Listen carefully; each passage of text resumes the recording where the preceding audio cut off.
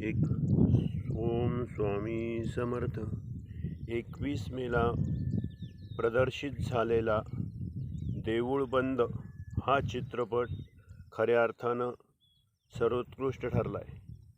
गेली 10 दिवस या चित्रपटाने अनेक विक्रम मोडीत काढलेत. शेतकऱ्याच्या जीवनावरती किती मोठा संघर्ष असतो याची कहाणी या चित्रपटात दाखवलेली आहे.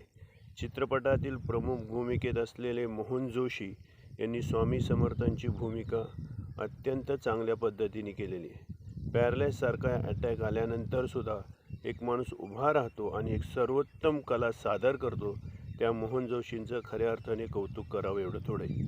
तसंच दिग्दर्शित माननीय श्रीयुत प्रवीण तरडे सर यांनी शेतकऱ्यांविषयी ज्या समस्या मांडल्यात त्या अप्रतिम आहेत. या चित्रपटात महिला आणि देवाचा जो संवाद आहे तो संवाद अनेकांच्या मनाला भुरळ पाडतो.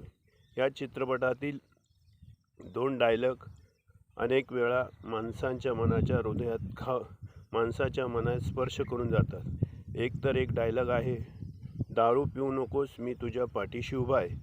आणि दुसरा शेतकरी महिला आणि स्वामींची जी भूमिका आहे त्यावेळेस ती महिला म्हणते की या देशात सगळेच ओरिजिनल आहेत, फक्त शेतकरी डुप्लिकेट आहे. हा डायलॉग हृदयाला हात घालून जातो.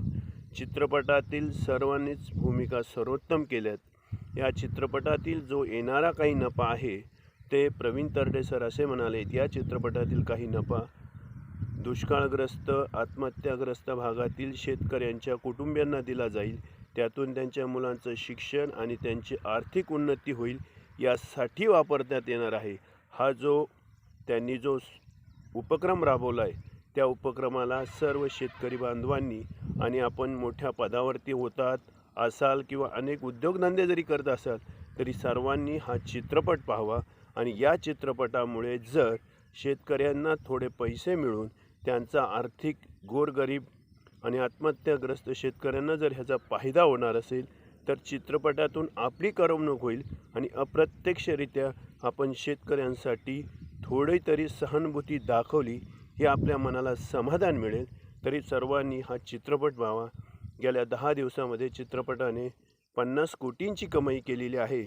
सैराट पिक्चर अनेकांनी पाहिला, त्याच पद्धतीने हा चित्रपट अनेकांनी पाहून शेतकऱ्यांचं संघर्षमय जीवन मांडलेलं आहे. त्यामुळं शेतकऱ्यांसाठी आपण सर्वांनी हा चित्रपट व्हावा, शेतकरी कुटुंबाने हा चित्रपट व्हावा. चित्रपटास पुढील वाटचालीस हार्दिक शुभेच्छा.